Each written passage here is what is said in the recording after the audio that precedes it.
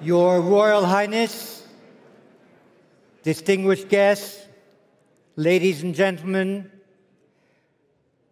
my name is John Shipman, Director General and CEO of the International Institute for Strategic Studies.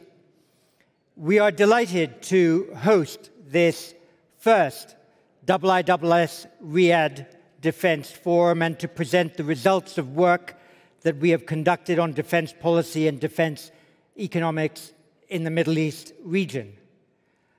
I would like to thank the Deputy Defense Minister, His Royal Highness Prince Khalid bin Salman Al Saud, and in particular, the Governor of the General Authority for Military Industries, His Excellency Ahmed bin Abdulaziz Al Houeli, for the opportunity to bring IISS research to Riyadh.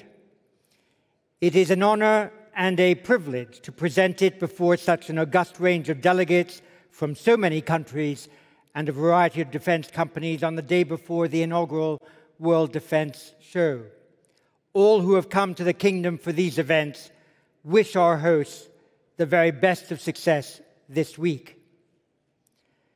The IISS for over 60 years has generated facts, conducted analysis, and sought to strengthen sound policymaking on the problems of conflict, however caused, that may have an important military content. We are headquartered in London and have international offices in Berlin, Manama, Singapore, and Washington. For our first 30 years, we concentrated heavily on European security and the transatlantic relationship. In the last 30 years, much of our effort has been focused on the Indo-Pacific and the Middle East regional security orders. Indeed, we have worked hard to ensure a greater understanding of Middle East and Indo-Pacific strategic perspectives within the West. Today, we meet here in the Middle East to discuss the Middle East with the Middle East. This is the subject to examine here. Yet we must note that we do so at a time when the European security order has been upended. Russia has invaded the second biggest country in Europe. It has announced maximalist war aims. President Putin has written that Ukraine is not a country, but a historical part of Russia. His use of force has been brutal, and there is a strong probability that war crimes will have been committed.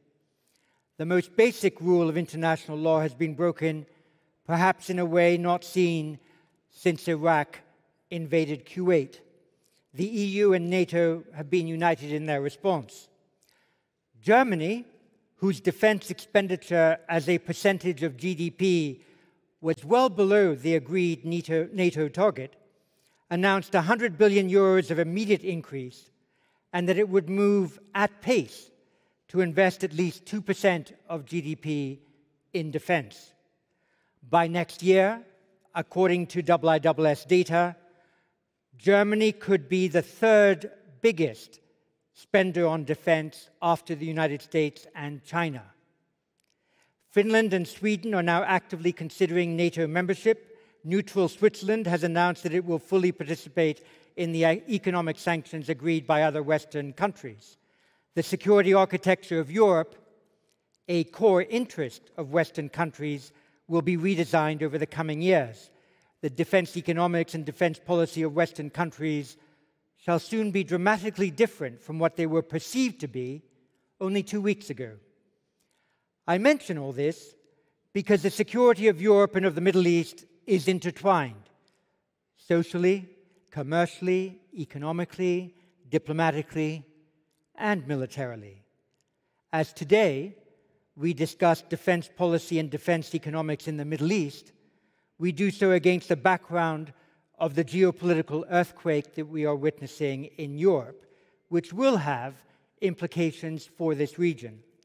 We hope that the assessments that we have generated can guide sound strategy on challenging issues here.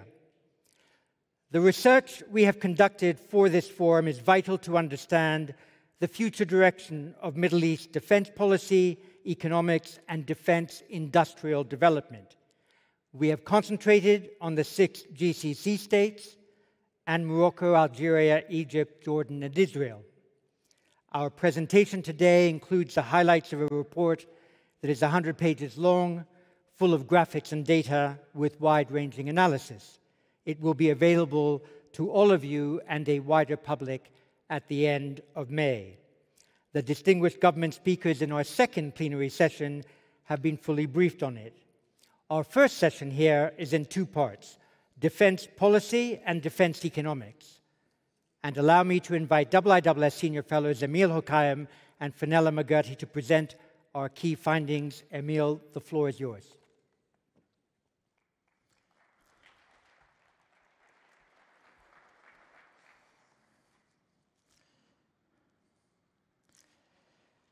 Thank you, John.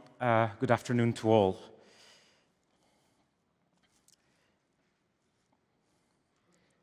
Let me offer some facts that will help me frame my presentation on regional defense policy in the Middle East. Do you know that no fewer than 6 armed non-state actors in the region possess rockets and missiles that can be described as more than rudimentary or even as advanced and have used them in operations?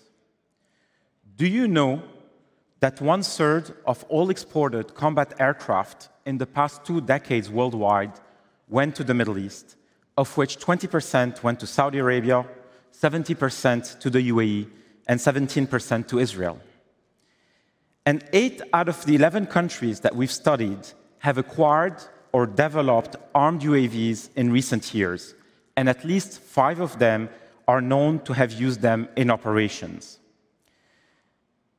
These are some of the facts revealed by our research, and in this presentation, I will explain how these facts relate to the formulation of defense policy in the region. Before diving into this presentation, 2 caveats are in order. First, I will have to generalize, but I will focus on individual countries when it makes sense. Second, there is greater openness about defense issues in the region, but this remains less than in other parts of the world. So our research relies primarily on open source data. Consequently, our research will have gaps, but I hope that our interactions during this forum will help us fill those gaps. Now, before looking at this slide, remember that the spectrum for the design of an armed force ranges from a capability-based force to a threat-based one. Most armed forces are a combination of the two. Traditionally, Mena armed forces have been capability-based, but we observed in recent years more procurement decisions to counter specific threats, increasingly aligning the region with global trends. Now, let's turn to this pie chart. It represents the threat perceptions of the leaderships in the country we've studied. Our research did not show systematic threat assessment conducted in defense ministries or GHQs. This is different from what we observe in other parts of the world. Instead, senior leadership's views and decisions have the greatest influence on the design of armed forces. To expose this, we collected over 1,100 statements from leaders from those 11 MENA countries between 2008 and 2021. We found greater awareness and appreciation of threats, their nature and potency. This chart shows that conflict and instability, terrorism and extremism, protection of territorial integrity, and concerns about nuclear proliferation are the most important challenges identified by leaders. Interestingly, the only country that fits in each of these categories is Iran. Note that the missiles or UAV categories do not feature high, but that's only because the threat from missiles and UAVs is more recent. They got almost no mention in 2008 in comparison to 2021, where they reached the top 3 in several countries. In terms of conflict and instability, the slide shows that the overwhelming majority of armed forces engagement has been against armed non-state actors rather than other states. ISIS and Al-Qaeda and their affiliates feature prominently given the spread and potency of the extremist threats in the past 2 decades.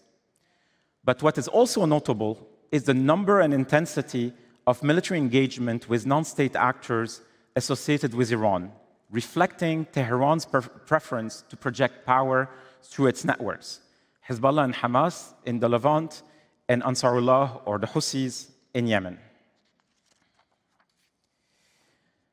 Now, let's take a step back and identify the divergences and similarities between Middle East and global defense trends. First, I will address the differences. Here are some of the major global trends. First, we see a renewed emphasis on near-peer warfare, reflected in the current tensions between the US and NATO and Russia over Ukraine, or between the US and China in Indo-Pacific. In parallel, there is a reduced attention to non-state actors as the consequence of Western fatigue with counterterrorism and counterinsurgency, but also the end of the anti-ISIS and Afghanistan interventions. Globally, there is planning for multi-domain operations and focus on technology integration, reflecting new concepts of warfare. In contrast, in the Middle East, competition takes complex forms other than direct military standoffs. Armed forces prefer to avoid direct all-out war. State rivalries can be very intense, but the prospect of conventional war remain limited because of the limitations and risk profiles of the various players. We see a continued emphasis on armed non-state actors as they remain prevalent and aggressive in Iraq, Syria, Yemen, Libya, and elsewhere. We see a prioritization of air defense and offensive air capabilities. We also see a reduced emphasis on ground capabilities because conventional ground combat is seen as less likely.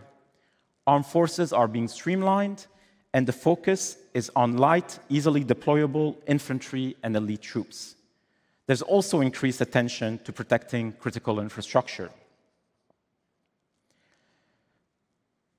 There are also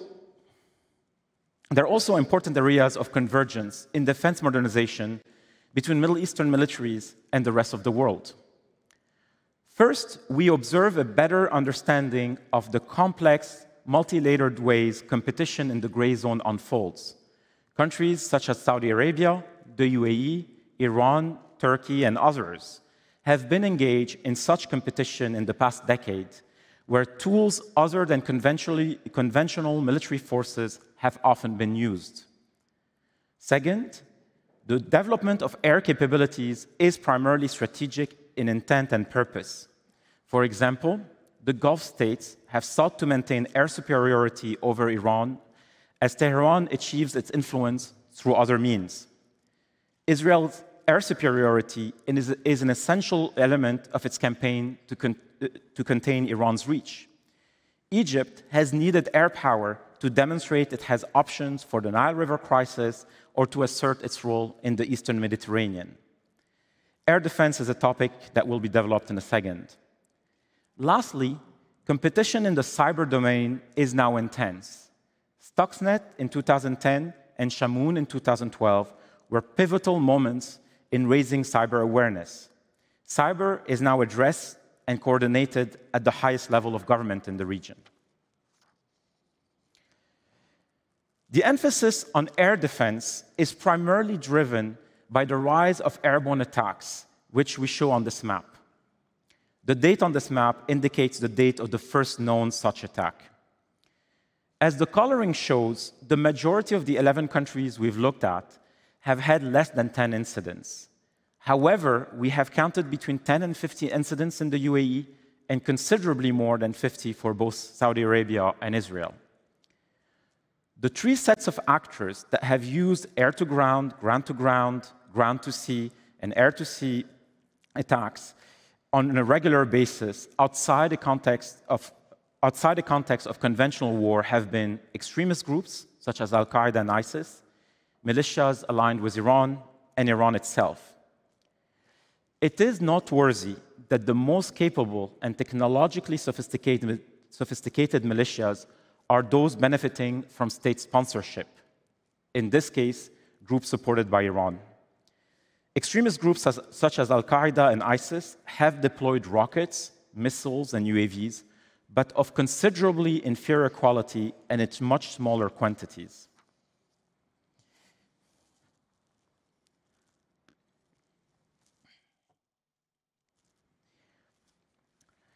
This level of attacks has been a driver for Saudi, Emirati, and Israeli defense acquisition. Other countries, concerned that they too might come under attack, have also shown interest. The policy response to airborne attacks has been threefold: growing interest in ground-based air defense, investment in aircraft, and investment in UAVs. In the past 2 decades, the Gulf states have prioritized the purchase or upgrading of air defense systems. This map shows which country deploys ground-based air defenses and the origin of these systems. As you can see, the US is currently the leading provider of ballistic missile defense systems, which has been the main focus of the Gulf states.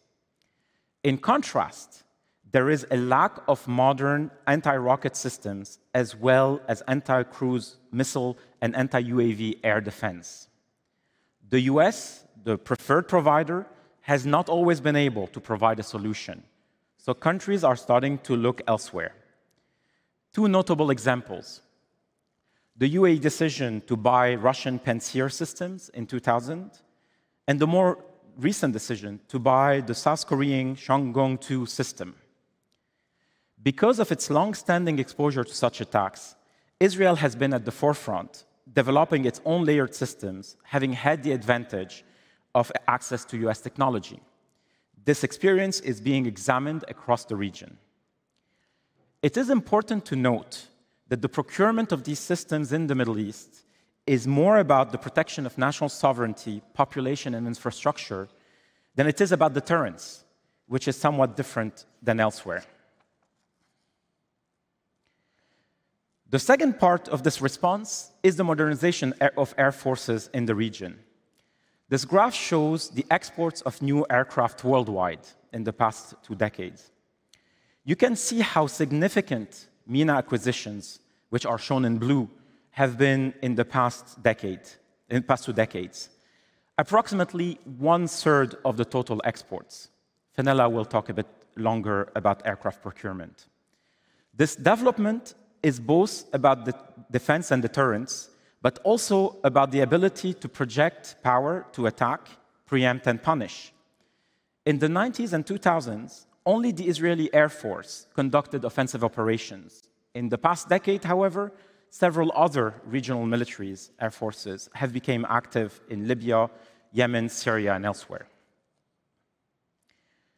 Procurement of UAVs has been the third element of the response. Armed UAVs are seen as an essential component of a modern arsenal and a demonstration of technological capability. Because they are easier to procure and deploy and are versatile, they allow for defense modernization without the need for a major reorganization of the force. Arsenals are growing rapidly, but access to UAVs is limited by the NTCR regime and political constraints. This too will be detailed later. I want to put all this procurement in context. Over the years, and particularly in the Gulf states, the security guarantee has been provided by Western powers, countries with sophisticated defense industrial bases.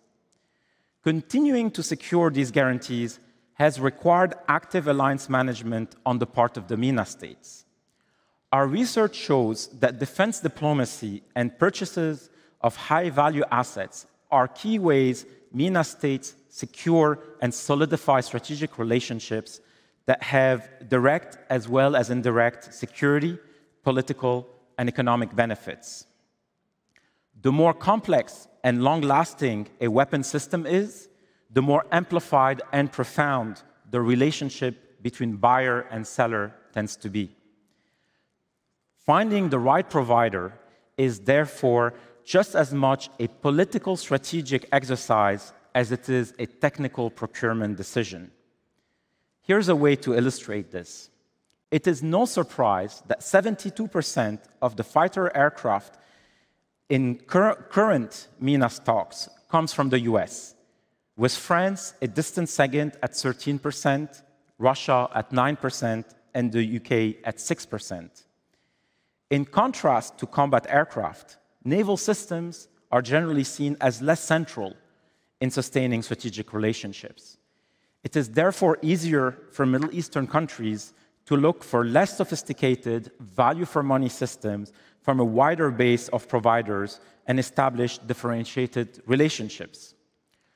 Looking at attack submarines, frigates, amphibious ships, and corvettes in service, France leads with 24% of the total stock, followed by Germany at 19% and the US at 17%. 10 countries are current suppliers of such capabilities, as opposed to 4 in the case of combat aircraft. Our research also shows that MENA states place high value on defense partnership with extra-regional militaries. Interviews suggest that in 9 out of the 11 countries we've studied, defense partnerships and interoperability are cited as key objectives of defense policy and defense procurement. They are a way to cultivate and engage extra-regional partners through military exchanges, exercises, and training. This explains the numerous military-to-military interactions between the US, UK, and France on the one hand, and most of the 11 MENA countries on the other. In addition, we have seen in recent years a notable increase in defense minilaterals, such as the formation of the informal Eastern Mediterranean grouping of France, Greece, Egypt, Cyprus, Israel, and the UAE. These minilaterals are expressed through high-level political exchanges, as well as bilateral defense agreements, joint exercises, and training.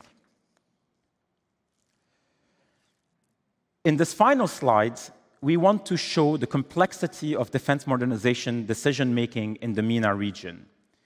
As you can see, countries like Egypt, Saudi Arabia, Israel, or the UAE have many more drivers than others. Importantly, defense modernization is not just about defense. It is also about regional standing, strategic relationships, and economic ambitions. Some drivers are more important than others. In our research, we identified 5 types of defense modernization drivers. In blue, we show that new leadership has an impact. In 5 countries, Saudi Arabia, Egypt, Oman, Algeria, and Qatar, new leaders have come to power in the past decade, and their ideas are shaping the defense evolution of their countries. In purple, we look at strategic drivers. Let's take the UAE, for example. What started as a small force deployed in the Balkans or Afghanistan has turned into a significant expeditionary capability. What started as alliance management turned into projection of state interest. Nevertheless, alliance management remains an important driver for the UAE. It has privileged relationships with the US and France and is doing a lot to maintain them, buying high-end weapon systems and participating in many joint exercises. At the same time, the UAE is engaging in strategic diversification to respond to the perception of US retrenchment. Therefore, new powers, notably China, Russia, and India, deserve more attention, and this translates into defense relations. We also look at regional drivers. Jordan, for instance, has focused on protecting its borders during the campaign against ISIS. For Egypt, the Nile River crisis, the growing importance of the Red Sea, and competition in the Eastern Mediterranean are major drivers of defense modernization. Particular security events can also influence this decision-making. The 2019 attacks against Saudi Aramco facilities have illustrated the Saudi need to patch up vulnerabilities and acquire defense systems owned and operated locally. Finally, there are economic and industrial logics at play.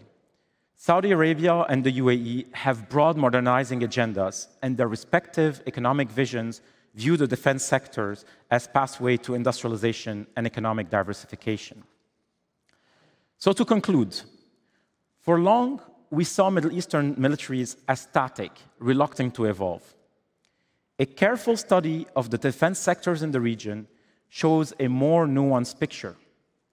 Wholesale defense modernization remains highly unlikely, But the threat landscape is better understood and acknowledged. The more focused and gradual approach that I just detailed appears to be politically more palatable and practically more realistic. Thank you for your attention. Emile, thank you very much indeed for that. May I now invite our Senior Fellow for Defense Economics, Fenella McGurty, to address the defense economics element of our research.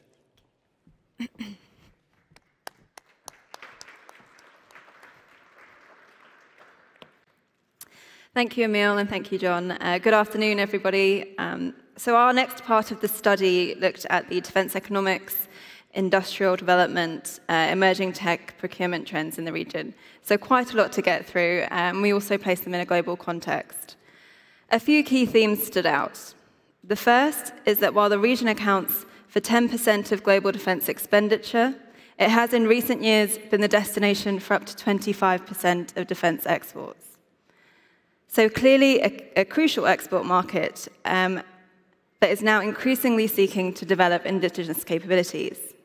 A roadblock to this development is the second theme, that regional investment in R&D is too low, less than 1% of defense budgets. Without significant increases, regional defense industrial goals aren't really possible. Finally, these increases will only be effective if they are accompanied by sustained investment in the defense industrial base and by a formalized, transparent industrial policy, as I will discuss later. But for now, let's start with the economics. Clearly, the contraction in global GDP was far more severe and more globally spread than in 2009. Middle Eastern economies outperformed the world trend after the financial crisis, but was more severely affected by the pandemic. Fiscal conditions were already constrained in the region coming into the crisis. So the scale of the economic contraction, the initial recovery is now known, but the longer-term shape of the recovery isn't. And several factors are impacting this. Beyond the immediate economic impact, per capita GDP levels in the region are estimated to have declined by 5.3% in 2020, and there's been limited recovery ever since. And this is a global trend as well. So that's going to deepen regional inequality, disrupt stability, and eventually become a security issue. Globally, inflation rates have spiked, fueled by increased energy costs, ongoing supply chain disruptions, and that's now been exacerbated by Russia's invasion of the Ukraine and continuing to hinder the global recovery going forward. As governments move to increase interest rates to try and calm inflation, that will increase the cost of borrowing at a time when fiscal deficits are at record levels. That's going to create pressure on public spending and therefore defense budgets. Within defense budgets themselves, you also have higher operating costs, wage pressures, so that has the potential to crowd out R&D or investment in emerging technologies. So that's internal and external pressure on defense spending. If we look at defense spending trends over the last 12 years or so, there are clear regional divergences. The US presents the only negative figure here, and that's really due to the distortion of OCO spending, overseas contingency operations funding, between 2008 and 2011. So the difference between 2008 spending and 21 is minus 13% for North America. We have seen some growth in the US defense budget in recent years, bigger increases in 2018 and 2020, but the higher rate of inflation, a drop in operations and construction spending, saw a real contraction of 6% in the US defense budget last year. And in fact, higher rates of inflation have resulted in real spending contractions in all regions bar Asia and Europe in 2021.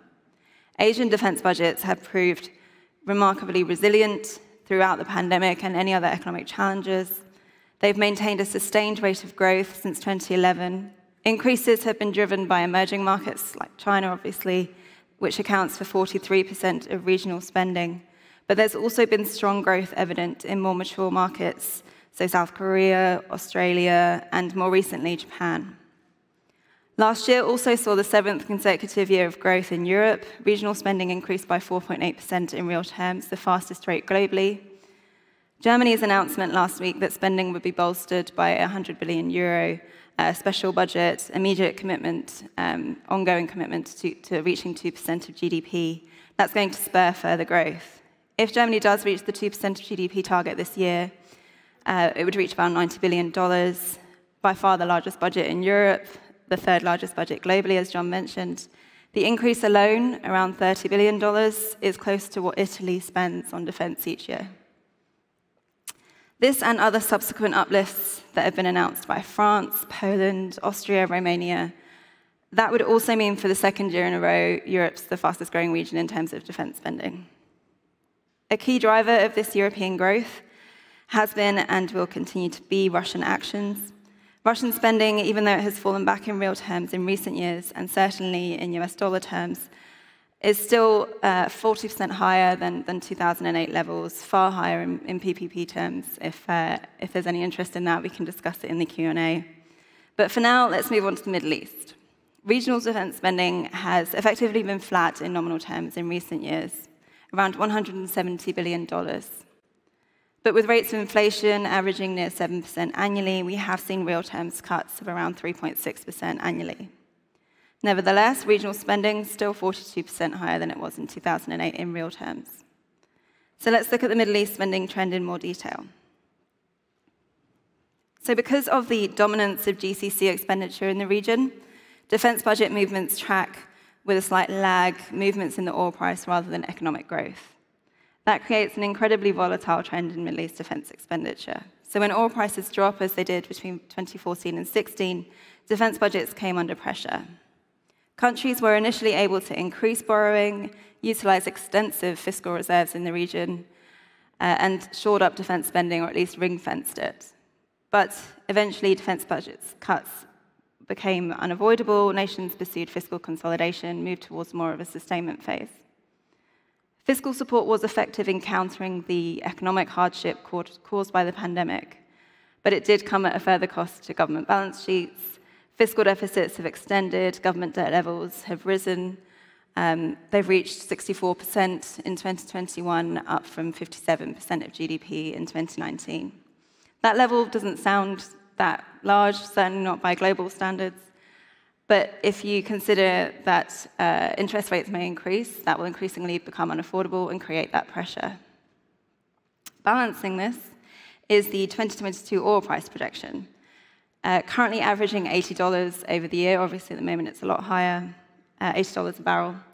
So that's sufficient to balance the defense budgets of most countries in the region, certainly the largest spenders. Several countries have brought down their fiscal break-even oil price, and either through fiscal consolidation or diversifying revenues. So there has been a concerted effort to reduce the reliance on the oil price within fiscal budgets. So as such, with strategic drivers, modernization requirements remaining in place, the easing of economic and fiscal constraints should enable spending to at least stabilize. Inflation will continue to be an issue, as it will globally, but generally economic fundamentals are strengthening because of that.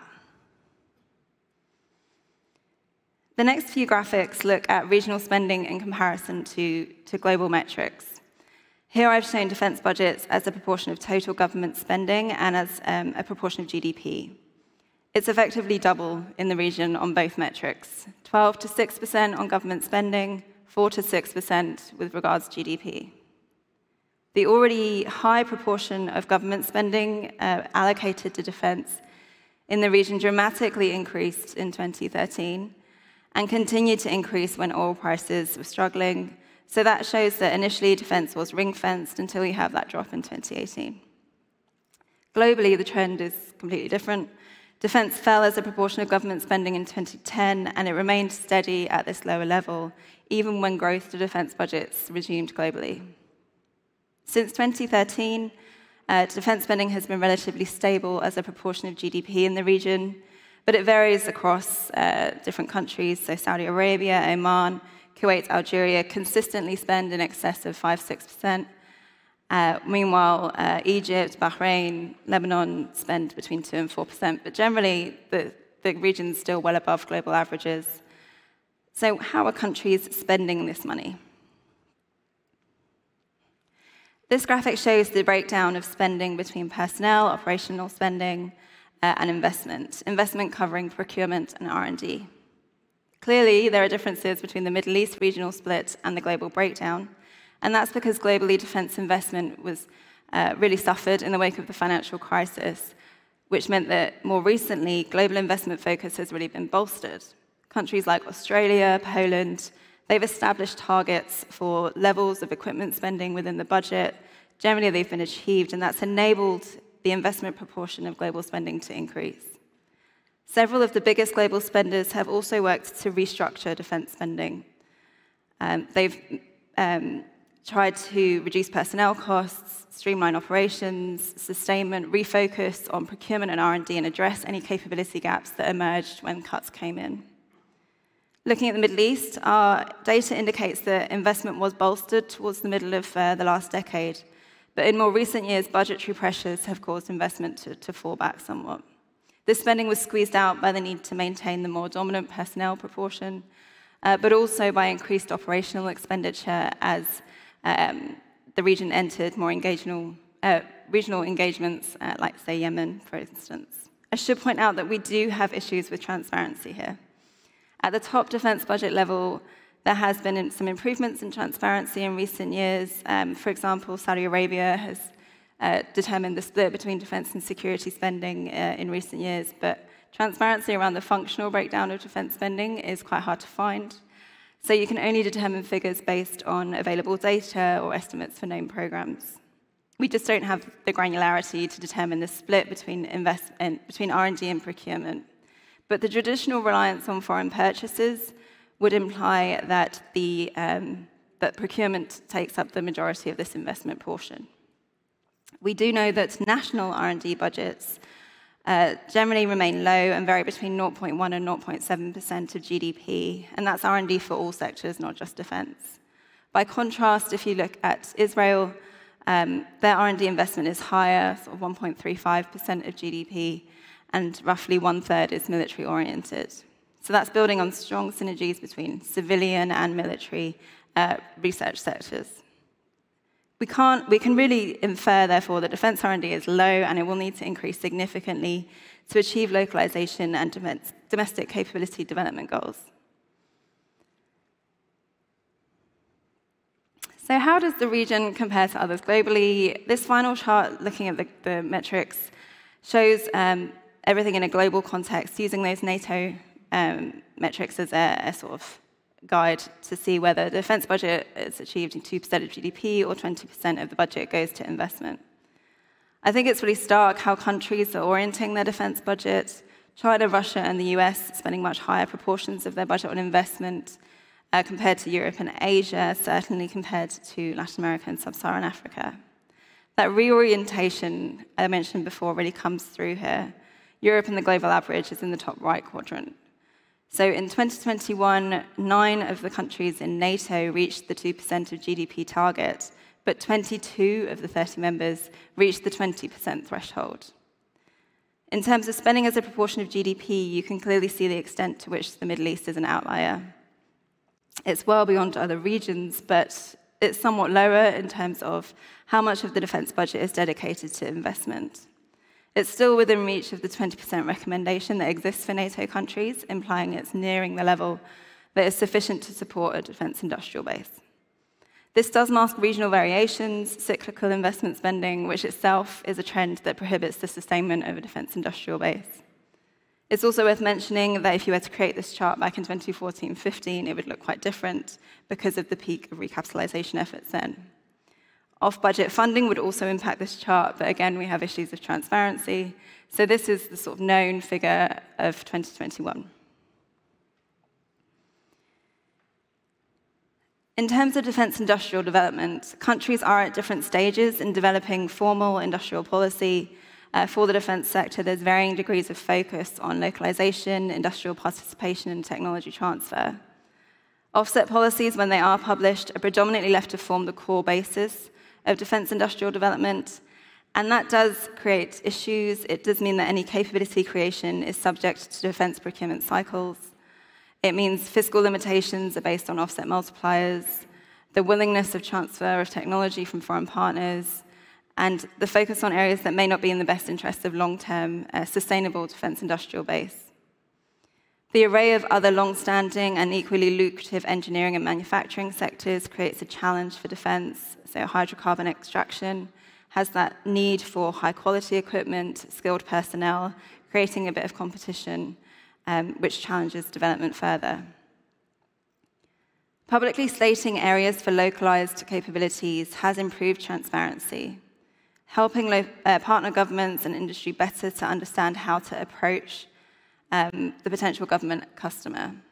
Key example here is Saudi Arabia's announcement of 7 key areas for R&D investment to be achieved by 2030 as the country looks to achieve 50% localization of defense procurement by the end of 2030. Consolidation of defense industrial assets is also evident in the region. We've seen in the UAE coordination of broader government policy with that of offset strategy, and that means that government investment is leveraged into industrial and macroeconomic development. Saudi Arabia is also utilizing this approach through the industrial participation policy. In terms of the control or the makeup of industry, state-based control is the norm within the region, and we find that partial privatization could help encourage increased investment in organizations that have good prospects for the defense sector. Intellectual property could be maintained through market controls or maintaining a golden share. As force modernization continues to advance rapidly in the region, foreign governments will also have to increasingly recognize the need to allow countries to develop or manufacture equipment under license if they wish to retain their influence. If they fail to do so, we've seen China and Turkey rapidly moving to fill the vacuum. So on to emerging technologies. Our data indicates that the main defense applications of EDTs across the region are in autonomous and semi-autonomous military platforms, enhanced situational awareness, electromagnetic spectrum capabilities, directed energy, missile defense, and counter-UAV systems. Regional actors are increasingly interested in developing these technologies, both as part of foreign-oriented defense procurement, but also a few actors are domestically developing them too. The 7 priority areas mentioned earlier for defense R&D by Saudi Arabia include directed energy, electromagnetic weapons, cybersecurity, and AI.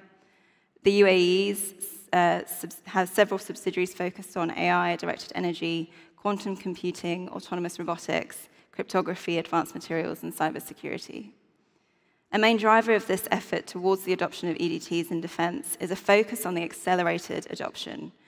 So it's not just the superiority, it's the speed with which this technology can be adopted into next-generation military platforms. It needs to generate mass, be rapidly tested and deployed in open conflicts across the region.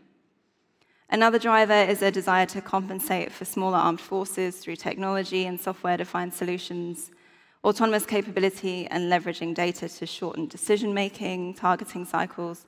That's seen as critical force multipliers. Nevertheless, we do have structural and technological challenges that's limiting this pace of adoption. The comparatively low national R&D budgets, as we mentioned, but there are countries seeking to address this. Saudi Arabia has announced plans to increase R&D spending from 0.2% of the budget to 4% by 2030, and is intending to invest 10 billion in the defense industry and 10 billion in defense R&D. That investment will be key to reaching localization goals, but I would again appeal for greater transparency so that it's possible to determine how these goals are progressing. Beyond budgets, the further challenge is that defense R&D programs continue to rely on joint ventures, partnerships with foreign tech companies, the global scarcity of human skilled resources, the global competition for these competencies, and the dependency on attracting foreign tech talent is another issue. Efforts to develop domestic skills are obviously ongoing, but it's an intergenerational effort. It takes time, and the first results will take time to come through, certainly in these newer domains. In the study, we looked at a few EDT profiles, and I'll just share with you our AI findings, but there is also a cyber profile and a space profile. So there is evidence of an acceleration in the development and adoption of AI applications across the region. All regional actors have adopted AI strategies, but only 2 specifically include defense applications among the priority areas, and only 4 have publicly known ongoing R&D projects related to AI and autonomy. As a result, there's a greater disparity between the maturity of AI governance structures as perhaps there is in other sectors. Israel is the leader in the development and integration of AI technologies in defense, and it has this advantage because of the capacity to leverage integration of several EDTs in AI and military applications. UAE and Saudi Arabia, the region's two other most advanced countries in this region, the past 4 years has been marked by a consolidation of their defense industrial base. There's a more prominent component of R&D than in the past, and there's new organizations and structures and promises of increases in R&D budgets.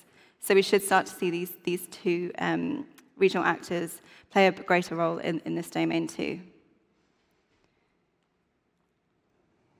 So based on our research and data, so 4 main trends will shape the integration of EDTs and their application in defense across the region.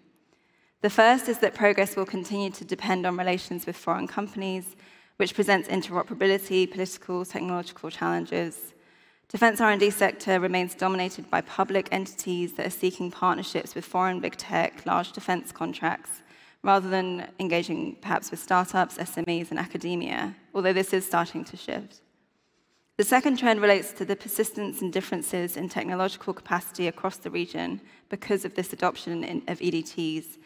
That may accelerate regional conflicts, but because of that divergence in technological capacity, it's not going to provide enduring shifts in the balance of military power. Thirdly, offset contracts and defense joint ventures will increasingly include EDTs in technology transfer, in addition to the localization of production as part of counter-trade. A final point is that there is an increasing but selective presence of newer defense partners on the regional market in these domains. Israel has emerged lately in the region as relations have begun to normalize. China has become a primary regional supplier of armed autonomous aerial systems and other conventional capabilities for 9 of the MENA states. We will be hosting a thought leadership session tomorrow. My colleague Mena will be talking on this topic in greater detail, so if you can make that first thought leadership session at the WDS, I encourage you to come down. So the next part of the presentation looks at defense procurement. So as Emil mentioned, over the past 2 decades, the region has received 1/3 of new-build tactical combat aircraft exports. The F-16 has been the most popular choice during this time, accounting for over 1/3 of all deliveries in the region. And of the 11 countries that we focused on in this study, 8 are either receiving or are contracted to receive new combat aircraft in the coming years. This chart only shows aircraft in service, not those on order, so it will shift over time as deliveries are made. Qatar's combat aircraft fleet is being transformed into one of the most modern in the region, 96 aircraft sourced from 3 different nations. Integrating and operating that will be a significant challenge. But generally, as well as acquiring new aircraft, we have seen countries in the region moving to upgrade existing aircraft towards more modern standards, and so it's still a key area of investment in the region. So exploiting a gap created by US unwillingness to export and indeed MTCR regulations, China has since the early 2010s exported armed UAVs into a number of countries in Africa, the Middle East, and Asia. Turkey has also enjoyed export success in these regions. Israel has long operated its own UAV models, likely including armed versions, but has only exported unarmed versions to date. Israel is the only country in the Middle East that has exported armed UAVs with deliveries to Algeria, but the key player here is China.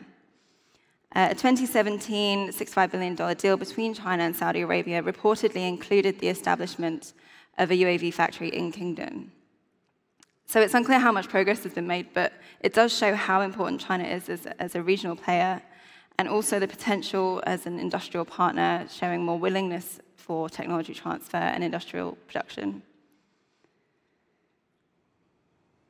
Moving on to land systems. So across the world, main battle tank numbers have declined, in part due to so-called peace dividend following the end of the Cold War, but also because of the increasing cost of one-for-one replacement. For the most part, this has been the same in the region.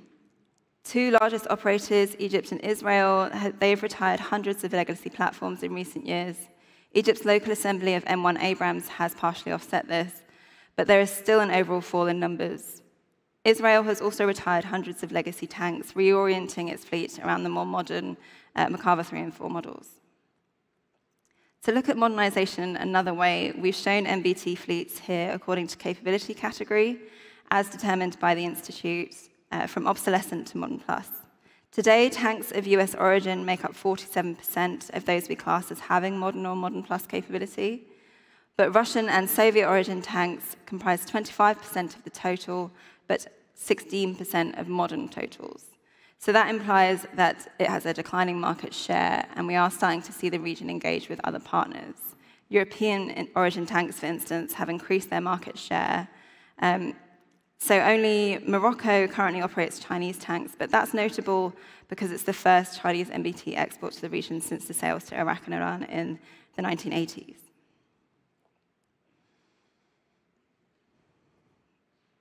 Looking at the maritime sector, so whilst the most significant investment has gone towards combat aircraft, air defense systems, the past decade has also seen a concerted effort to recapitalize naval capabilities. Of the 71 frigates and corvettes currently in service with navies in the region, 41% were built after 2009. Based on current contracts, more frigates and corvettes will be built over the rest of this decade than were built during the 80s, 90s, and 2000s combined. The growing preference over time towards these larger vessels and away from smaller mission craft indicates a desire to operate further from shore, as well as to accommodate changes in platform technologies. So to sum up investment in land, investment has lagged relative to the significant investment in air and, to a lesser extent, naval capabilities over the last decade. Modernization and sustainment efforts are ongoing. Defense procurement decisions will continue, and they'll be shaped by alliance management considerations, threat space calculations, and power projection requirements. In conclusion, with the strengthening economic fundamentals, the Middle East is gradually emerging from quite a challenging period. A focus on targeted procurement, domestic industrial development, and export success is also the focus. The greater clarity of national R&D priorities among regional leaders is encouraging. Countries recognizing the emergence of EDTs and the measures needed to contend with and develop these capabilities onshore. In response to the evolving threat environment and technological advances, we're seeing that slow evolution from legacy capabilities-based forces towards more modern threats-based in several Middle Eastern countries. Thank you for your time today. I'll now hand the floor back to John. Thanks. Thank you. Fenella, thank you very much indeed. We now turn to the question and answer period. I'll take 4 or 5 in the first round before coming back to the panel. A technological reminder, which is that if you take your badge out of the back of its plastic folder and insert it beside your microphone and press the button, a green light will come on. That does not mean that your microphone is on. It only means that you're in my queue. I alone can turn your microphone on, but also I alone can turn it off. I look forward to the first 4 or 5 questions, and the first comes from Tom Beckett. Yes, it's a question for Fenella.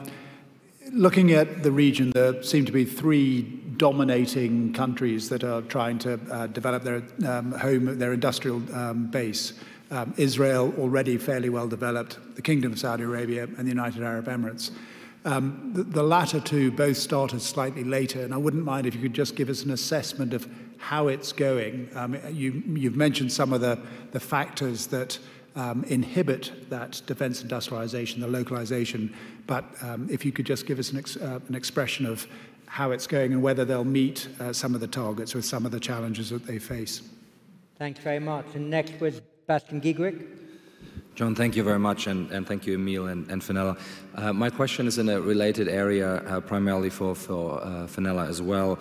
Fenella, when you spoke about defense in industrialization developments and localization targets, you had several clear messages. One of them was that unless countries in the region spent more on defense R&D, they were unlikely to meet their goals and their targets. But then you also suggested that countries need to find their own ways of bringing the different factors into balance. And you mentioned a couple of them, access to talent and so on. So I was just wondering whether you could expand on that a little bit to say a bit more what countries should be focusing on as they find their own path to move on all of these factors, move forward on all of these factors. So it's a question related to the one that Thomas asked. Thank you. Thanks. And from Japan, Yuka Koshino. Thank you. I also have quick 2 questions for Fenella.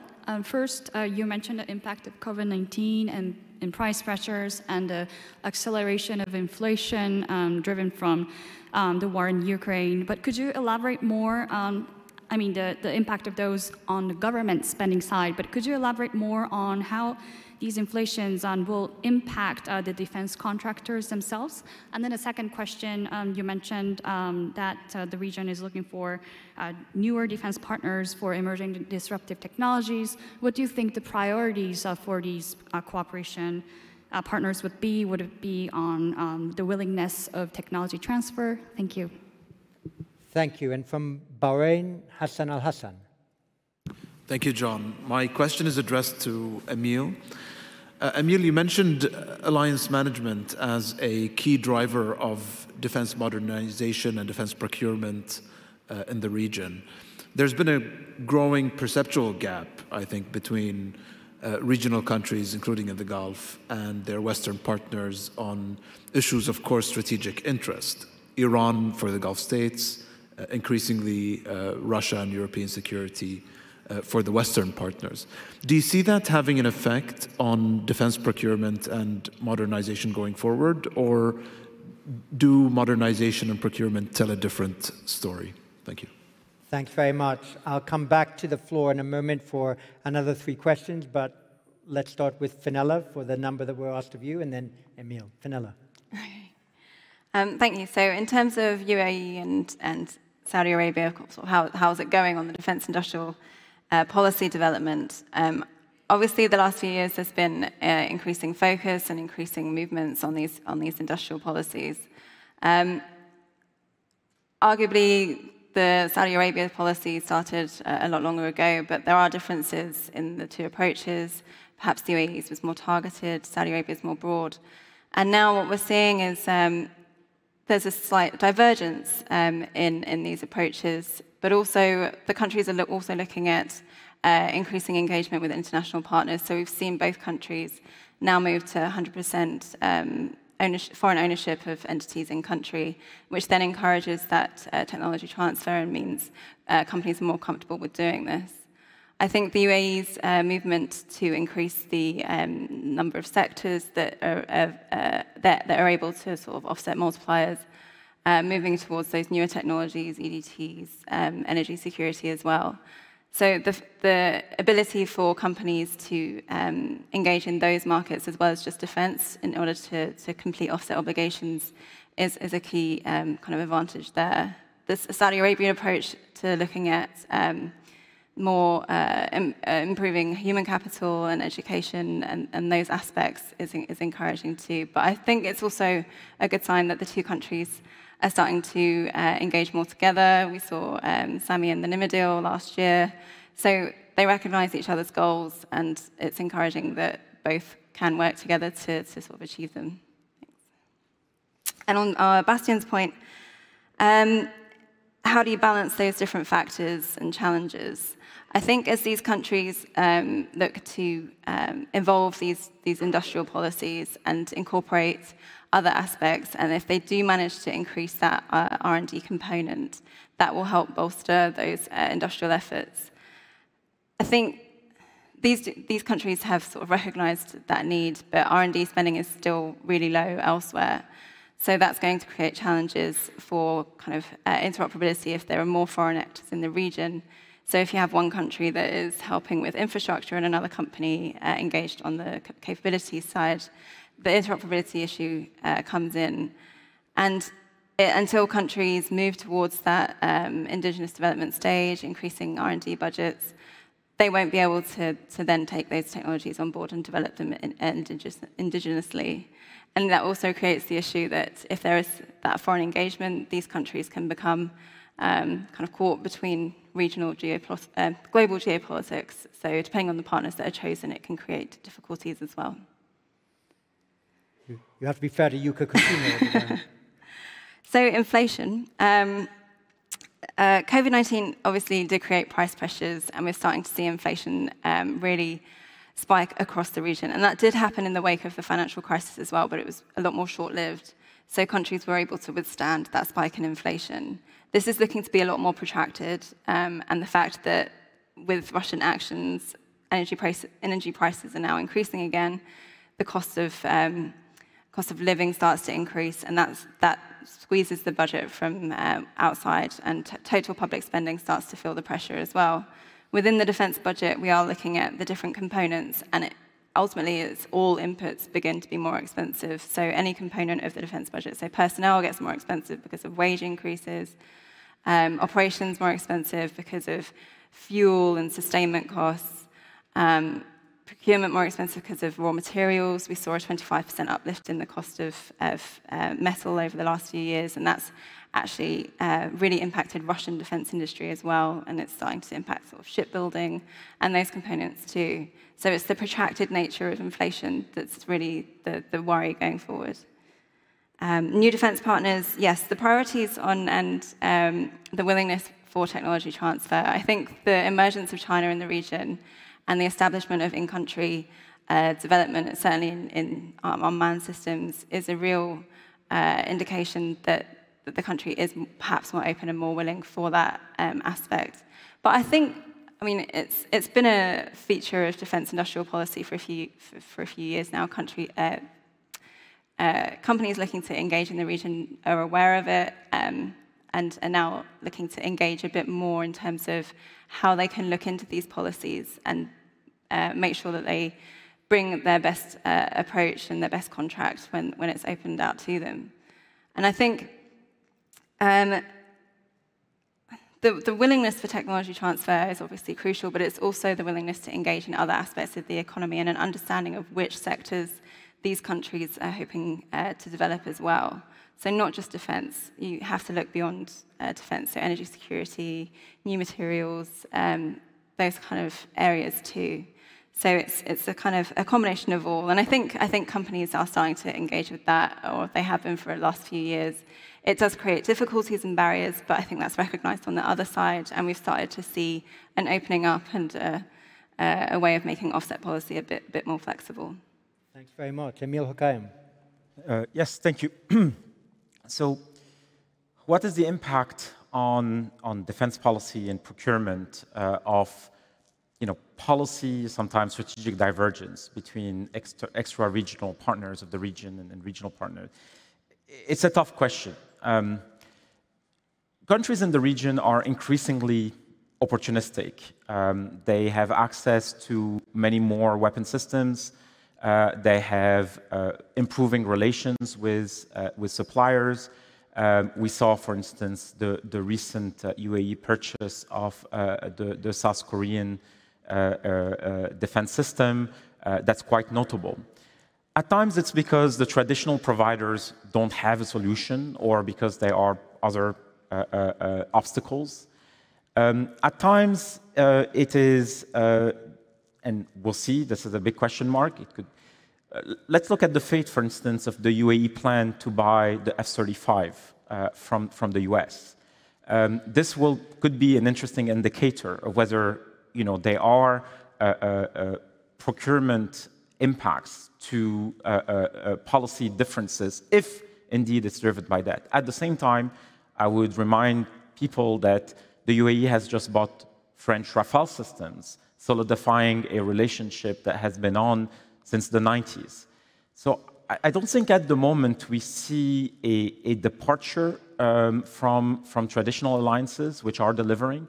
I think the investment in defense relations, defense diplomacy is still strong and serves at times to moderate any political difference that exists. I think on the longer term, however, and that's certainly the preference in a number of Western capitals, is that the region equipped itself enough so that it doesn't necessarily rely on Western capabilities.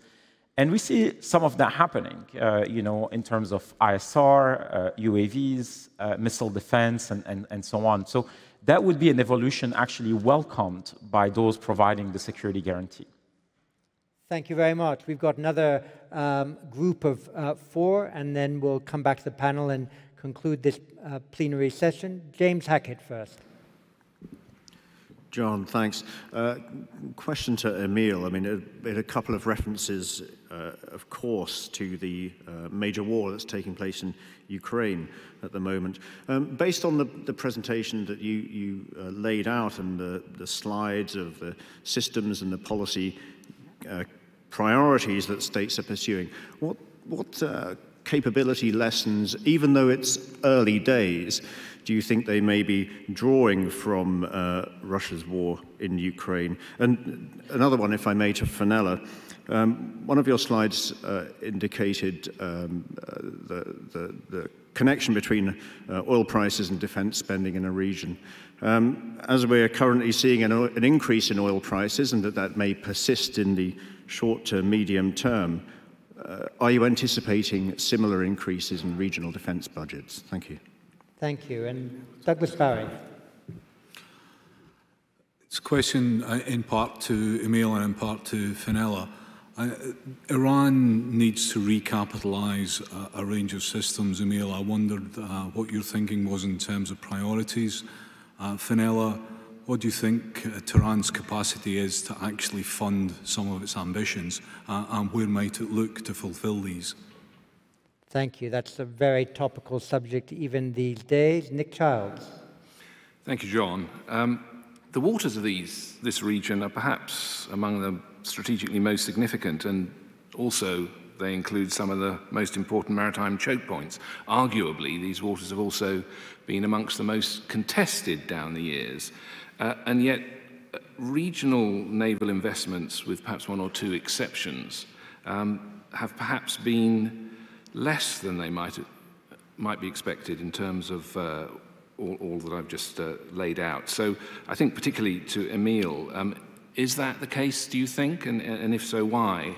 And Fenella talked about perhaps an increase in capitalization of naval forces going forward. What's behind that? Thank you very much. Thanks. And finally, General Sir Tom Beckett gets a second crack.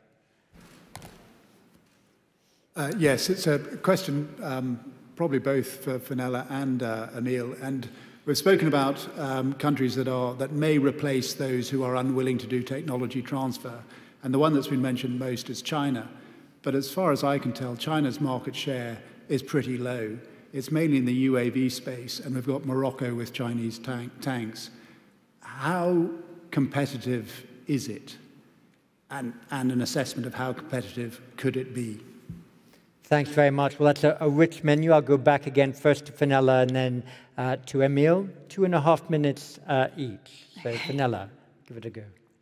Thank you. So to James' question regarding the spike in oil prices, obviously that does alleviate fiscal pressure, but I don't think we'll get that knee-jerk reaction that perhaps we did in the past. I think there's been a more concerted effort towards more sustainable fiscal policy. So when oil prices increase, because they have been so volatile in the past, I think countries will move to shore up fiscal reserves or use it in order to sort of balance spending a bit more. I don't think there will be spikes caused by it. It will facilitate growth and may mean that we don't have a real times decline. But in terms of a surge, I think unless oil prices are maintained at this level for a period of years, it doesn't, because of that lag that we saw between oil prices and the defense budget, it will only then translate into an increase. That said, with the Russian actions in Ukraine, and we have seen the spike in energy prices, depending on how long that crisis or that invasion and conflict continues, then if oil prices then do stay at that high level, it does facilitate it. But on the flip side, apologies, I'm talking, but the flip side is that it does create security issues too. So even though you have the economic impetus to increase spending, you also have difficulties with food supplies and other cost of living increases and the spike of inflation. So it's a bit of a balancing act. Should I move on to the Iran question then? Yes. Yeah. So the recapitalization efforts. Iranian inflation has reached 40%. The currency has not really strengthened or kept its value against foreign currencies. So that creates huge pressure for these recapitalization efforts in a country where domestic development has been hindered by the lack of foreign engagement that has been able to continue. So that's going to create a significant challenge for Iranian recapitalization efforts.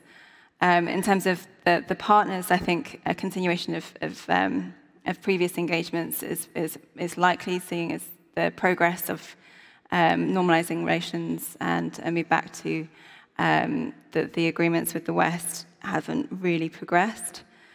Again, though, because of currency issues and inflation and domestic issues in terms of consumption and what's going on there, that's still a difficult, a conflicting priority for public spending. So even if there are recapitalization efforts, it's whether the country is able to fund them. And in terms of the regional naval investment, so that graphic showed that there was increased investment in frigates and corvettes, and far more than over the last 3 decades. And I think that was a readdressment of those capabilities. We did also find in the study that there were a few gaps in naval capabilities, not least mine countermeasure vessels. So where countries may need this capability, I think because the focus has been on air systems, air defense, we're now starting to see that refocus on naval systems, but it's kind of starting at this sort of frigates and corvettes level, and then we'll continue to the more targeted capability vessels. Thank you very much. Emil Hokayan. Thank you. Certainly, the Middle East is watching the war in Ukraine with great interest.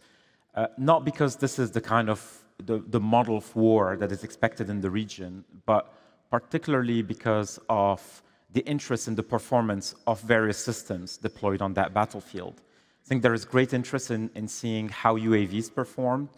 We saw in the past decade UAVs used across the region and in the near abroad, such as the Nagorno-Karabakh. So there is actually an interest now in seeing how UAVs perform on a battlefield in which a major military power operates.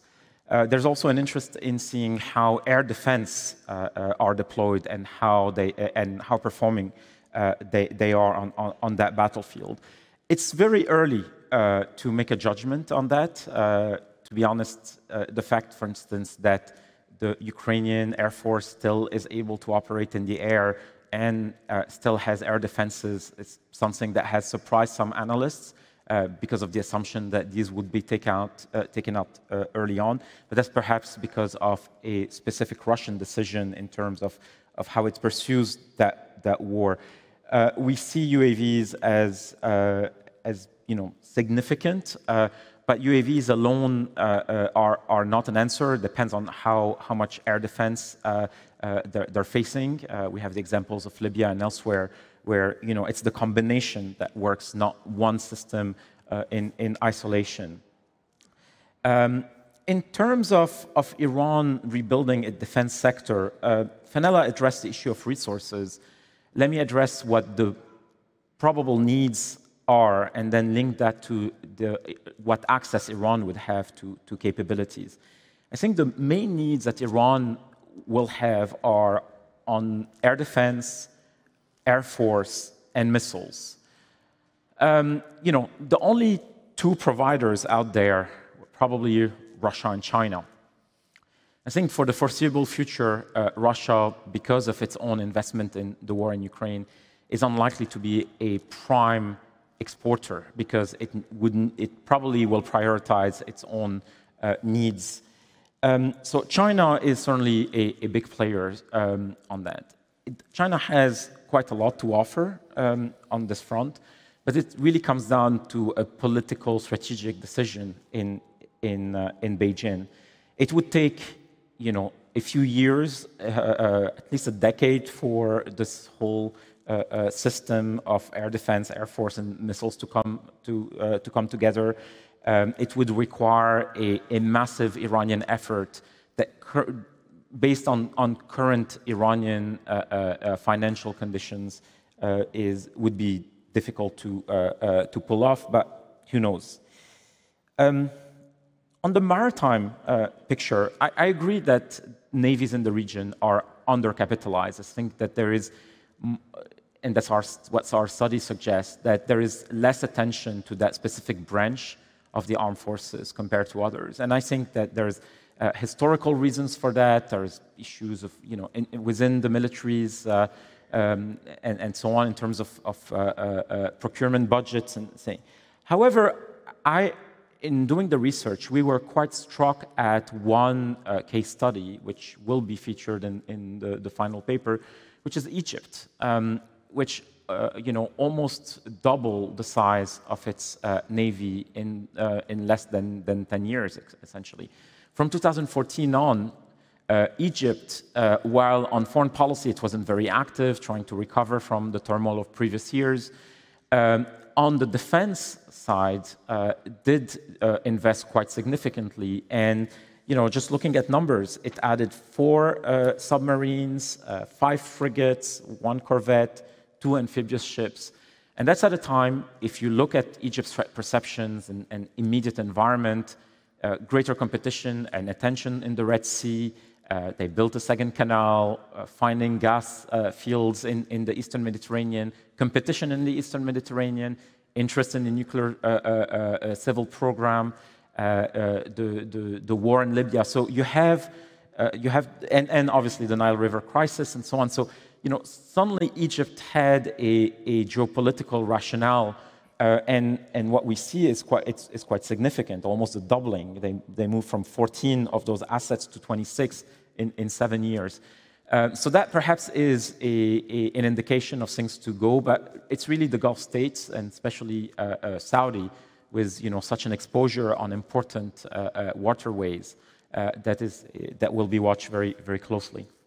Superb. Thank you very much. Well, let me just say 3 things by way of conclusion of this first plenary. First, that in a moment I'll ask you all to thank Fenella McGurty and Emil Hokaim for their presentations and also for the research that other members of staff have generated. Second, to remind everybody that we reconvene in 29 minutes for our second plenary, where we will have 4 government speakers give their government's perspectives on this. And I'd also like to conclude this session by recognizing in the hall His Royal Highness Prince Turki Al Faisal.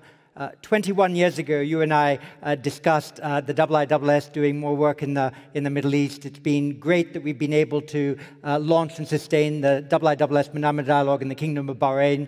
We're really pleased to be here in the Kingdom of Saudi Arabia. Thank you for your hospitality and thank you for your patience.